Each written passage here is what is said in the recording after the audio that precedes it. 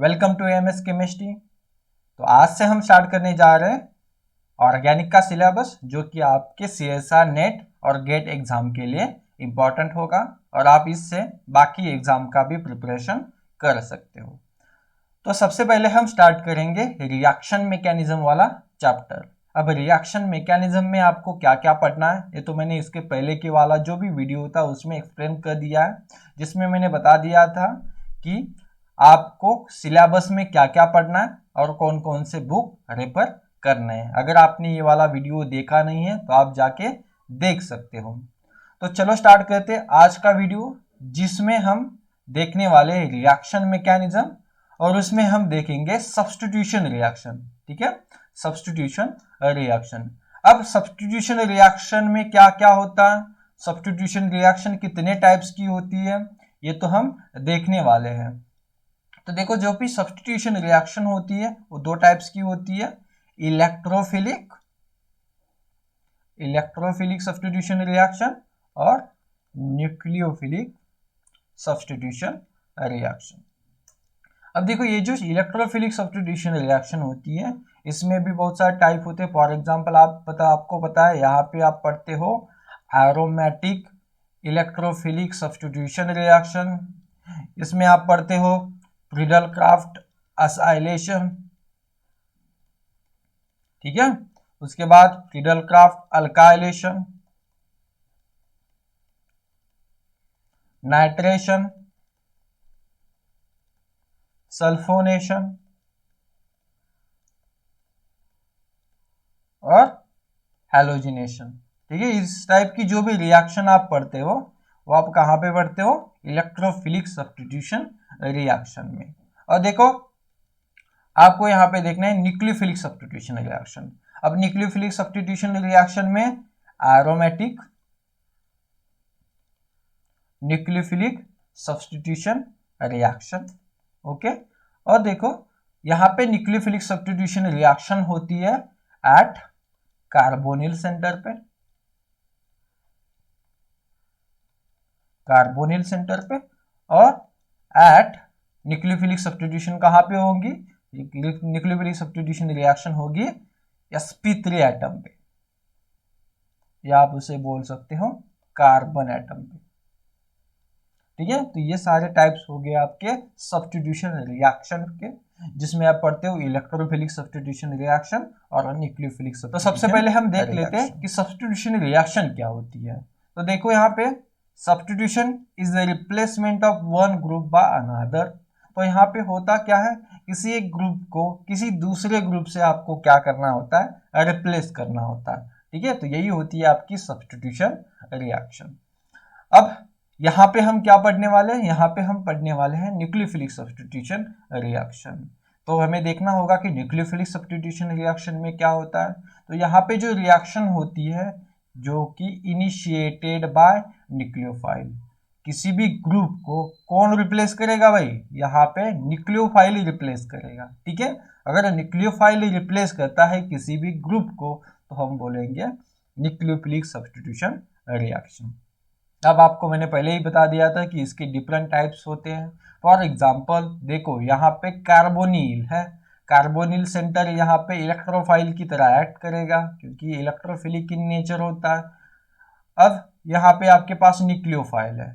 ठीक है, ये क्या है आपके पास, न्यूक्लियोफाइल। न्यूक्लियोफाइल क्यों है, क्योंकि इसके पास इलेक्ट्रॉन डेंसिटी ज़्यादा है, इलेक्ट्रॉन को डोनेट कर सकता है। यहाँ पे जो कार्बन सेंटर होता है वो इलेक्ट्रोफिलिक इन नेचर होता है, उसके पास इलेक्ट्रॉन डेंसिटी कम होती है, इलेक्ट्रॉन को एक्सेप्ट कर सकता है। तो आपने यहाँ पे अटैक कर दिया। ठीक है, उसके बाद क्या होगा, Cl चला जाएगा। ठीक है, यहाँ पे देखो मैकेनिज्म दिखाया हुआ किस तरह से Cl चला जाएगा। तो देखो, Cl यहाँ पे रिप्लेस होगा किससे, NH2 से रिप्लेस होगा। ठीक है, तो यहाँ पे सब्स्टिट्यूशन रिएक्शन हो रही है जो कि कौन सी है, nucleophilic substitution reaction at carbonyl centre. अब आप उसके बाद देखते हो एरोमेटिक सब्स्टिट्यूशन रिएक्शन। अब एरोमेटिक सब्स्टिट्यूशन रिएक्शन में क्या होता है, अब देखो यहाँ पे न्यूक्लियोफाइल है।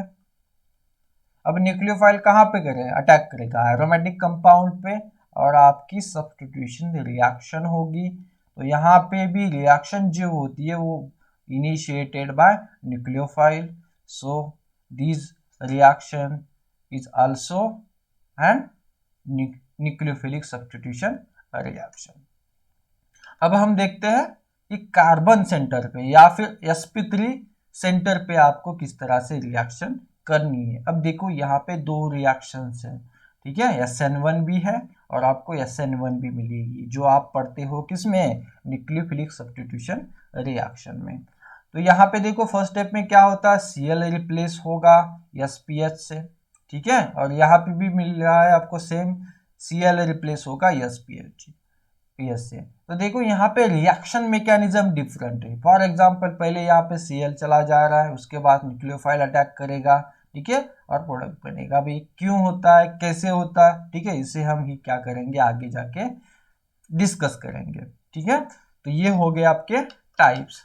तो देखो आपको रिएक्शन मैकेनिज्म क्यों पढ़ना है, रिएक्शन मैकेनिज्म को पढ़ना क्यों है, इसे पहले समझना होगा। अब देखो फॉर एग्जांपल आपके पास कोई टर्शियरी अल्कोहल है, ठीक है, टर्शियरी अल्कोहल, सेम आपके पास प्राइमरी अल्कोहल भी है, आपने इसकी रिएक्शन करवा दी HBr के साथ, इसकी भी रिएक्शन करवा दी HBr के साथ, तो क्या होगा, सब्स्टिट्यूशन होगा, ठीक है, सब्स्टिट्यूशन होगा और सब्स्टिट्यूशन का प्रोडक्ट मिलेगा, ठीक है। फॉर एग्जांपल यहाँ पे Br रिप्लेस होगा OH से, ठीक है, OH रिप्लेस होगा आपका Br से, और यहाँ पे होगा H यहाँ पे कोई भी R ग्रुप हो सकता है, ठीक है, यहाँ पे आपका रिप्लेस होगा Br। तो देखो ये टर्शियरी सेंटर है, यहाँ पे आपका प्राइमरी सेंटर है, पर अगर आप यहाँ पे रिएक्शन करवाते हो तो ये रिएक्शन फास्ट होती है, रिएक्शन का रेट ज़्यादा होता है, ठीक है, पर यहाँ पे स्लो रिएक्शन होगी और आपको प्रोडक्ट मिलेगा, ठीक है। पर अगर आपने रिएक्शन करवा दी सेम PbR3 के साथ तो सेम ही प्रोडक्ट मिलेगा, पर आपको ये वाली जो रिएक्शन होगी इसका रेट क्या मिलेगा, फास्ट मिलेगा। अब ऐसा क्यों होता है, यहाँ पे टर्शियरी रिएक्टर पे फास्ट रिएक्शन, प्राइमरी पे स्लो रिएक्शन, ठीक है, ऐसा क्यों होता है, इसी को हमें एक्सप्लेन करना है, इसी को हमें डिस्कस करना है, कहाँ पे, आगे जाके SN1 और SN2 रिएक्शन में। इसलिए हमें क्या होता करना पड़ता है, रिएक्शन मैकेनिज्म को अंडरस्टैंड करना पड़ता है, ठीक है। अब देखो उससे पहले हम देख लेते हैं कि जो सब्स्टिट्यूशन रिएक्शन होती है वो मेजर किस टाइप्स की होती है। फॉर एग्जांपल डिसोसिएटिव, कंसर्टेड और एसोसिएटिव। अब डिसोसिएटिव जो रिएक्शंस होती है उसमें क्या होता है, departure of leaving group followed bye entering group. तो यहाँ पे क्या होगा, पहले लिविंग ग्रुप चला जाएगा, उसके बाद एंटरिंग ग्रुप एंटर करेगा, ठीक है। जैसे कि हम कहाँ पे देखते हैं, SN1 रिएक्शन में, जहां पे पहले लिविंग ग्रुप चला जाता है, कार्बोकैटायन बनता है, उसके बाद एंटरिंग ग्रुप एंटर करेगा। अब यहाँ पे कंसर्टेड रिएक्शन में क्या होता है, कंसर्टेड में क्या होता है, न्यूक्लियोफाइल भी आपका सेम स्टेप में ही अटैक करेगा, उसी स्टेप में आपका लिविंग ग्रुप चला जाएगा।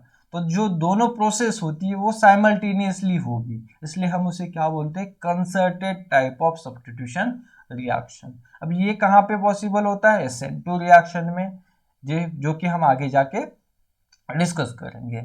अब एसोसिएटिव को देखो, आपने ये दोनों टाइप्स तो देख लिए होंगे, ठीक है, जो जहाँ पे SN1 और SN2 रिएक्शन इन्वॉल्व होती है। अब एसोसिएटिव में देखो, एसोसिएटिव में क्या होता है, addition of entering group followed by departure of leaving group. पहले ग्रुप कौन सा एंटर करेगा, एंटरिंग ग्रुप एंटर करेगा, उसके बाद लिविंग ग्रुप चला जाएगा। अब देखो ये डिसोसिएटिव से अपोजिट है, डिसोसिएटिव से क्या है, अपोजिट है, क्योंकि अब डिसोसिएटिव में क्या होता है, पहले लिविंग ग्रुप चला जाएगा, उसके बाद एंटरिंग ग्रुप आता है। यहाँ पे पहले एंटरिंग ग्रुप चला जाएगा, उसके बाद लिविंग ग्रुप आता है। पहले एंटरिंग ग्रुप क्या आएगा, उसके बाद लिविंग ग्रुप चला जाएगा, ठीक है, समझ गए। So it's not possible in the case of carbon, ये सबसे इंपॉर्टेंट है, क्योंकि यहाँ पे कार्बन की केस में ये वाली रिएक्शन पॉसिबल नहीं है। फॉर एग्जाम्पल देख लो, ये वाली रिएक्शन है, आपके पास न्यूक्लियोफाइल है, न्यूक्लियोफाइल ने इस पे अटैक किया, आपने रिप्लेस कर दिया किससे, न्यूक्लियोफाइल से इसे रिप्लेस कर दिया। तो देखो फर्स्ट स्टेप में क्या होगा, पहले एंटरिंग ग्रुप एंटर करेगा, ठीक है, उसके बाद लिविंग ग्रुप चला जाएगा। पहले एंटरिंग ग्रुप एंटर करेगा, उसके बाद लिविंग ग्रुप चला जाएगा। अब देखो यही तो होता है एसोसिएटिव रिएक्शन पर। देखो यहाँ पे कार्बन की वैलेंसी कितनी है 5, और आपको पता होगा कि कार्बन की वैलेंसी 4 से ज़्यादा नहीं हो सकती, तो ये तो रिएक्शन पॉसिबल ही नहीं है। ठीक है, क्योंकि कार्बन 4 से ज़्यादा बॉन्ड ही नहीं बना सकता, पर यहाँ पे तो 5 बॉन्ड बने हुए हैं ना, तो ये पॉसिबल ही नहीं है। इसलिए हम बोलते हैं कि it's not possible in the case of carbon. तो किसकी केस में होता है, तो देखो ये SiCl4 के केस में हो सकता है। अब ये क्या है, Si किसके ग्रुप का एटम है, कार्बन के ही है। ठीक है, तो देखो ये क्या करेगा, ये वाली रिएक्शन शो करेगा। फॉर एग्जांपल आपने SiCl4 की रिएक्शन करवा दी न्यूक्लियोफाइल के साथ। अब आपको पता है कि Si के साथ एम्प्टी d ऑर्बिटल्स होते हैं। अब क्या होगा, न्यूक्लियोफाइल जो भी इलेक्ट्रॉन डेंसिटी है कहाँ पे जाके छोड़ेगा भाई, इसके d ऑर्बिटल में। अब d ऑर्बिटल में अगर जाके छोड़ेगा तो ये बॉन्ड बनाएगा, यहाँ पे न्यूक्लियोफाइल के साथ बॉन्ड बनेगा, Cl Cl Cl और Cl। ठीक है ना। अब उसके बाद क्या होगा, Cl ग्रुप चला जाएगा और आपको सब्स्टिट्यूशन वाला प्रोडक्ट मिलेगा। ठीक है, सब्स्टिट्यूशन वाला यहाँ पे आपको प्रोडक्ट मिलेगा। तो पहले क्या हो गया, न्यूक्लियोफाइल ऐड हुआ, उसके बाद लिविंग ग्रुप चला गया। ठीक है, तो देखो addition of entering group followed by departure of leaving group. अब यहाँ पे पॉसिबल है क्या, हाँ पॉसिबल है। क्यों, क्योंकि सिलिकॉन 4 से ज्यादा बॉन्ड बना सकता है, क्योंकि उसके पास क्या होते हैं, एम्प्टी d ऑर्बिटल्स होते हैं, जिसमें ये न्यूक्लियोफाइल के पास जो भी इलेक्ट्रॉन डेंसिटी होती है उसे अकोमोडेट कर सकता है। ठीक है, अकोमोडेट करके रख सकता है, उसके बाद वो क्या छोड़ेगा, लिविंग ग्रुप को छोड़ देगा। ठीक है, तो ये हो गए आपके सब्स्टिट्यूशन रिएक्शन के टाइप, जिसमें हम पढ़ते हैं डिसोसिएटिव, कंसर्टेड और एसोसिएटिव। तो यहाँ पे हम जनरली ऑर्गेनिक केमिस्ट्री में कार्बन की ही रिएक्शंस देखते हैं, तो यहाँ पे हम डिटेल में पढ़ेंगे SN2 और SN1 और SN2 रिएक्शन में क्या होता है। तो इसलिए हमें पता होना चाहिए कि डिसोसिएटिव में क्या होता है, कंसर्टेड में क्या होता है। ठीक है, तो चलो हम देख लेते हैं कि SN1 रिएक्शन क्या होती है। अब देखो जो यहाँ पे जो SN1 रिएक्शन है, SN1 रिएक्शन है, SN1 रिएक्शन क्या होती है, SN1 reaction is substitution nucleophilic unimolecular. ये न्यूक्लियोफिलिक सब्स्टिट्यूशन रिएक्शन है, कोई डाउट नहीं है इसमें। तो देखो ये यूनिमॉलिक्यूलर रिएक्शन होती है। यूनिमॉलिक्यूलर का मीनिंग क्या है, यहाँ पे इसकी ऑर्डर इज इक्वल टू 1 रहेगी। ठीक है, अब कैसे आता है इसे हम आगे जाके समझ लेंगे। तो देखो यहाँ पे आपके पास एक सबस्ट्रेट है जहां जिसमें हम कौन सी रिएक्शन करने वाले हैं, SN1 रिएक्शन। अब देखो ये क्या है, टर्शियरी अल्किल हैलाइड। ये क्या है आपका, टर्शियरी अल्किल हैलाइड है। अब देखो यहाँ पे होता क्या है, होता क्या है, देखो यहाँ पे जो कार्बन और हेलोजन एटम, एक्स क्या कोई भी हेलोजन एटम हो सकता है। ठीक है, for example X is equal to chlorine, bromine, iodine. ठीक है, कोई भी हो सकता है, जो भी बेटर लिविंग ग्रुप होगा वो कौन सा भी एटम हो सकता है। अब देखो इन दोनों में कौन सा बॉन्ड बना हुआ है, इन दोनों में सिग्मा बॉन्ड बना हुआ है। सिग्मा बॉन्ड कैसे बनता है, दोनों एटम के इलेक्ट्रॉन शेयर करने से। तो इन दोनों के पास इलेक्ट्रॉन्स है। ठीक है, शेयरिंग में 2 इलेक्ट्रॉन्स है। अगर आप इन दोनों की बात करोगे कार्बन और हेलोजन एटम की, तो हेलोजन क्या होता है, मोर इलेक्ट्रॉन निगेटिव होता है, मोर इलेक्ट्रॉन विड्रॉइंग होता है। तो यहाँ पे ये क्या करेगा, दोनों इलेक्ट्रॉन्स को खुद ले जाएगा भाई। क्या करेगा, दोनों इलेक्ट्रॉन्स को ले जाएगा। अगर दोनों इलेक्ट्रॉन्स को ले जाएगा तो क्या होगा, यहाँ पे माइनस ऑफ x माइनस होगा। अब इस पे माइनस चार्ज क्यों है, क्योंकि हाइड्रोजन का तो यहाँ पे एक ही इलेक्ट्रॉन था, पर आफ्टर डिसोसिएशन इसने क्या किया, ये दूसरा वाला इलेक्ट्रॉन भी खुद के पास वो लेके चला गया, उससे क्या हो गया, इसके पास एक इलेक्ट्रॉन एक्सेस में हो गया, इसलिए हमने इसे लिख दिया माइनस ऑफ x माइनस। ठीक है, अब देखो, अब कार्बन के पास देखो, कार्बन के पास क्या है, इसके पास इलेक्ट्रॉन डेंसिटी कम होगी ना, क्योंकि इसका तो ये इलेक्ट्रॉन, ये वाला जो इलेक्ट्रॉन था इस वाले कार्बन का था, जिसने क्या किया, कार्बन ने इसे लूज किया, तो इसके पास इलेक्ट्रॉन डेंसिटी कम होगी। अगर इलेक्ट्रॉन डेंसिटी कम होगी तो इस पे पॉजिटिव चार्ज आएगा। तो देखो अगर इलेक्ट्रॉन डेंसिटी ज़्यादा होती है तो निगेटिव चार्ज आता है, अगर इलेक्ट्रॉन डेंसिटी कम होती है तो पॉजिटिव चार्ज आता है। तो इस पे पॉजिटिव चार्ज क्यों है? क्योंकि due two electron deficiency, electron की डिफिशियंसी है। ठीक है, अब देखो यहाँ पे एक इंटरमीडिएट बना हुआ है, इंटरमीडिएट सभी को पता होगा कि ये क्या है, आपका कार्बोकेटायन है। ये क्या है? कार्बोकेटायन है। ओके, अब देखो ये जो कार्बोकेटायन होता है, अब ये कार्बोकेटायन प्लेनर होता है, इसका स्ट्रक्चर क्या होता है? प्लेनर होता है। यहाँ पे सारे जो ग्रुप्स होंगे R1 R2 R3 वो कहाँ पे रहेंगे? प्लेन में रहेंगे। ठीक है, और इसके पास एक एम्प्टी p ऑर्बिटल होता है। कौन सा ऑर्बिटल होता है? एम्प्टी p ऑर्बिटल होता है, जो क्या होता है आपका? एम्प्टी होगा, खाली p ऑर्बिटल होता है, क्योंकि इसने एक इलेक्ट्रॉन लूज किया है ना, तो इसके एक p ऑर्बिटल में कोई भी इलेक्ट्रॉन अभी प्रेजेंट नहीं है, इसलिए हम बोलेंगे इसके पास एम्प्टी p ऑर्बिटल होगा। अब देखो आपको पता है कि ये क्या है? प्लेनर है। ये क्या है? प्लेनर है। तो सेकंड स्टेप में क्या होता है? न्यूक्लियोफाइल अटैक करेगा। सेकंड स्टेप में न्यूक्लियोफाइल अटैक करेगा, क्योंकि ये कौन सी रिएक्शन है? डिसोसिएटिव। डिसोसिएटिव में क्या होता है? पहले लिविंग ग्रुप चला जाएगा, उसके बाद एंटरिंग ग्रुप एंटर करेगा। दैट मीन्स पहले स्टेप में क्या हुआ? लिविंग ग्रुप चला गया है, और सेकंड स्टेप में क्या होगा? न्यूक्लियोफाइल अटैक करेगा।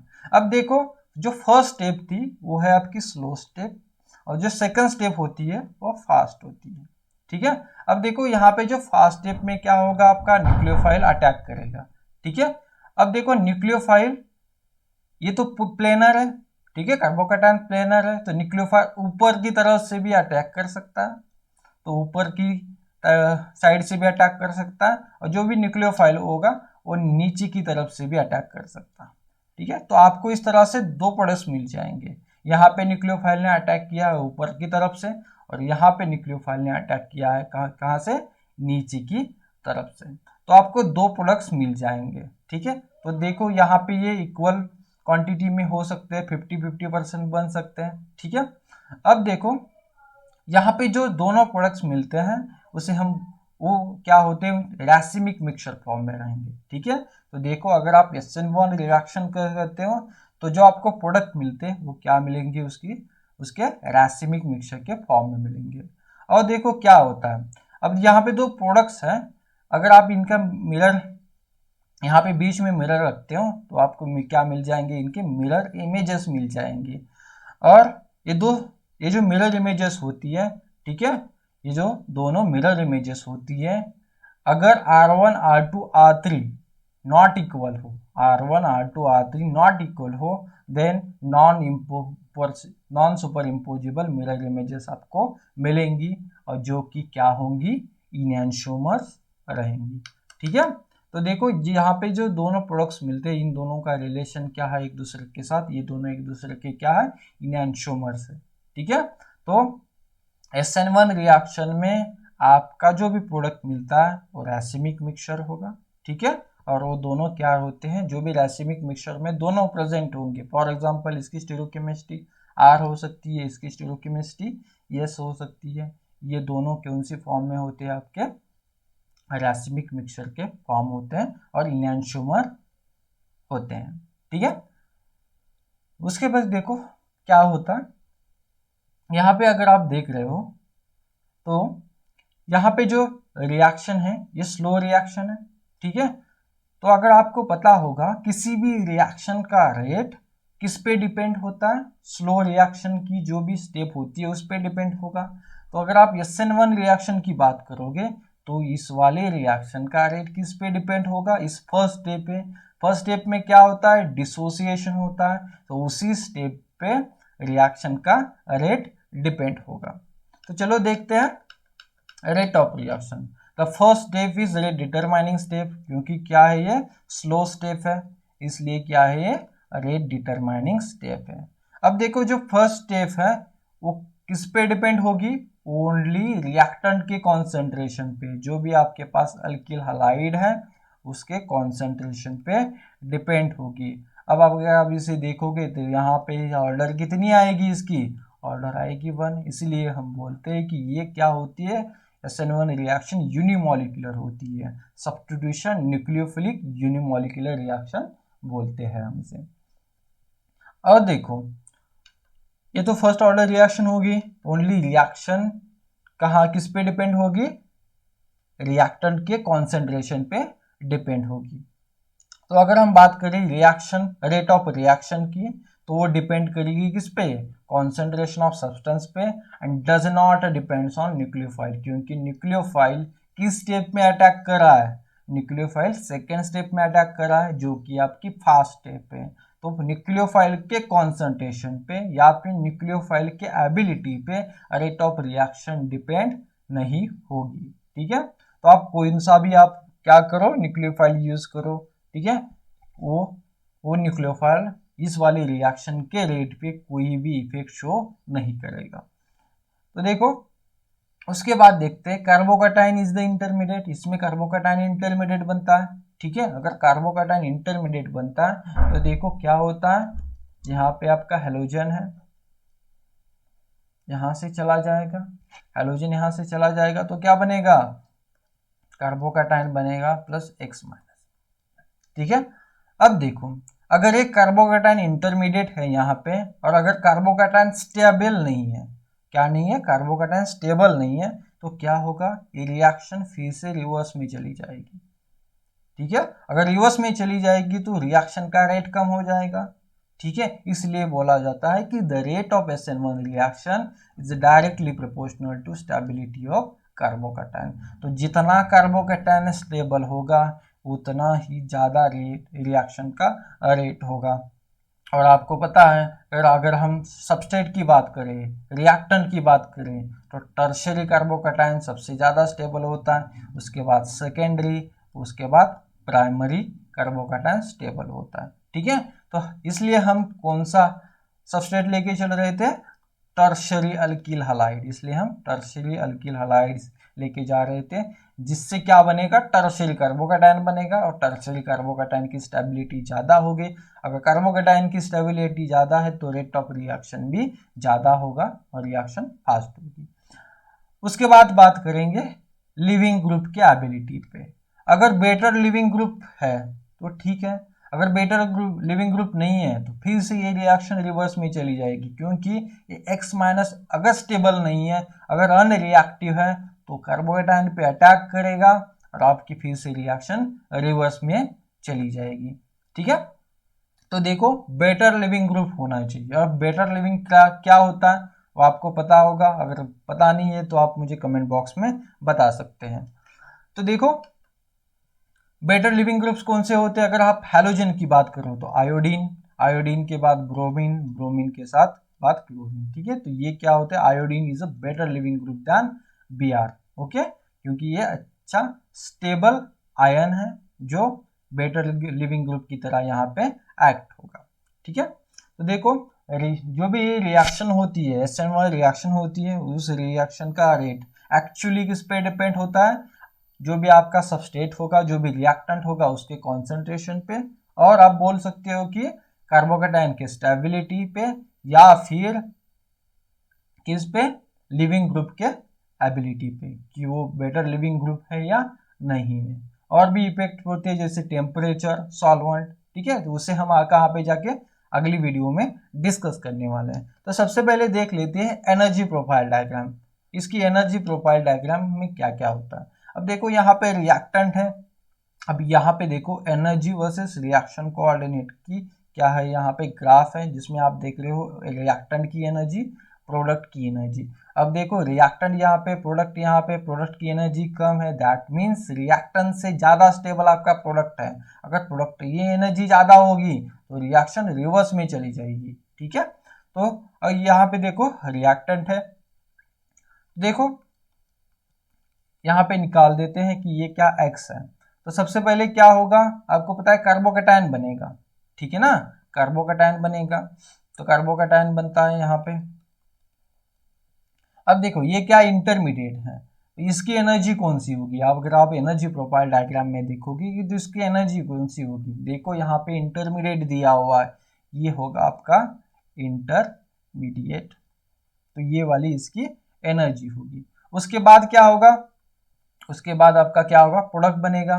ठीक है, न्यूक्लियोफाइल इस पे अटैक करेगा और आपको प्रोडक्ट मिलेगा। प्रोडक्ट में क्या बनता है आपका, सब्स्टिट्यूशन वाला प्रोडक्ट।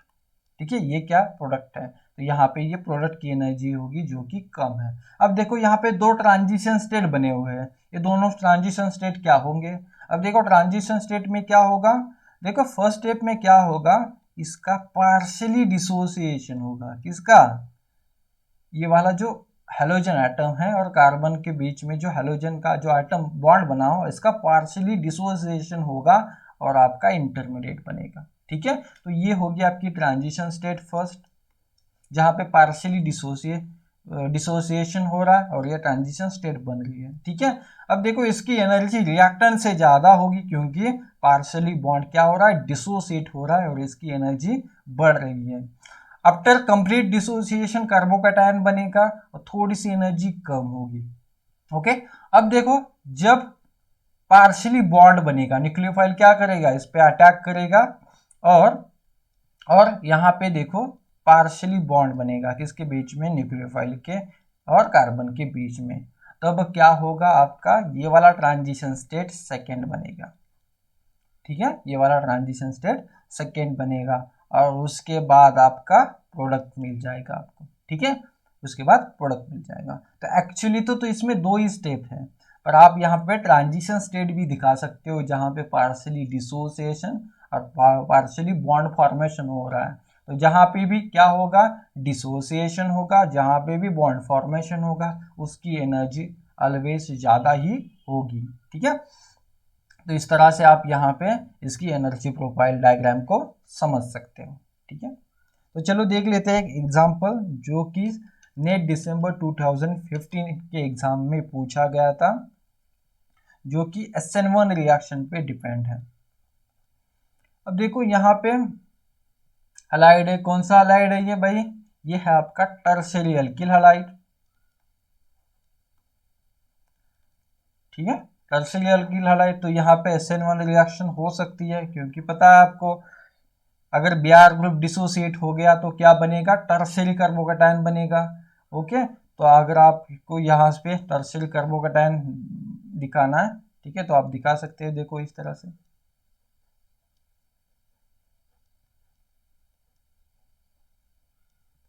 कार्बोकैटायन, टर्शियरी कार्बोकैटायन बनेगा। ठीक है, अब देखो इसी को आप इस फॉर्म में लिख सकते हो।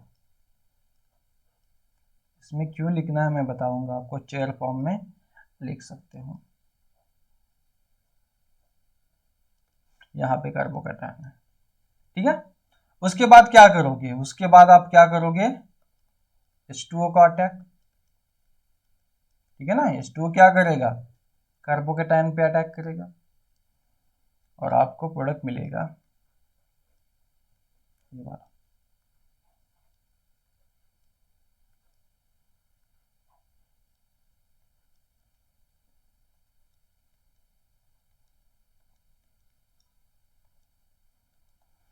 इस पे पॉजिटिव चार्ज।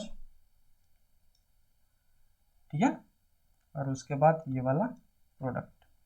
अब देखो यहाँ पे OH की स्टीरियोकेमिस्ट्री क्या होगी, यहाँ पे OH की स्टीरियोकेमिस्ट्री क्या होगी वही आपको बताना है। ठीक है, तो देखो अगर आप इसी को देख लेते हो, जहाँ पे कार्बोकैटायन बना हुआ है उसे अगर आप देख लेते हो, तो देखो यहाँ पे कार्बोकैटायन बनने के बाद आपको पता है दोनों साइड से अटैक पॉसिबल है। पर यहाँ पे जो इसकी नीचे की जो साइड है, ऊपर की साइड की तो ओपन है, पर जो नीचे की साइड है वो बहुत स्टेरिकली हिंडर्ड है। ठीक है, या फिर आप बोल सकते हैं वो क्या है, इसका जो बॉटम फेस है वो स्टेरिकली हिंडर्ड है, जहां से वाटर अटैक नहीं कर पाएगा। अगर वाटर यहाँ पे अटैक नहीं कर पाएगा तो ये रिएक्शन नहीं होगी।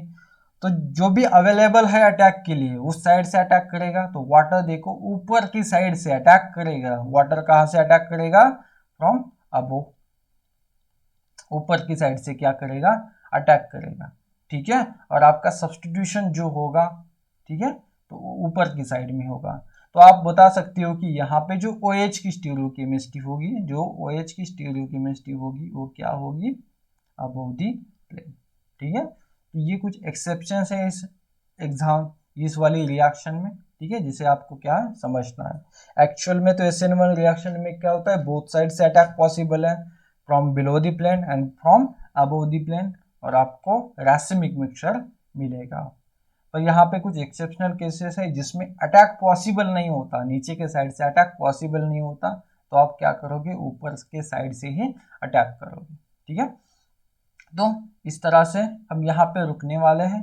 इसके बाद जो भी इसका पार्ट होगा, ठीक है, जो भी इसके फैक्टर्स रहेंगे जो रेट ऑफ रिएक्शन पे डिपेंड करेंगे, जैसे सबस्ट्रेट होता है, लिविंग ग्रुप होता है, सॉल्वेंट किस तरह से इफेक्ट करता है रिएक्शन के रेट पे, ओके, इसे हम क्या करने वाले आगे वाले लेक्चर में समझने वाले हैं, और SN2 रिएक्शन को भी हम देख लेंगे।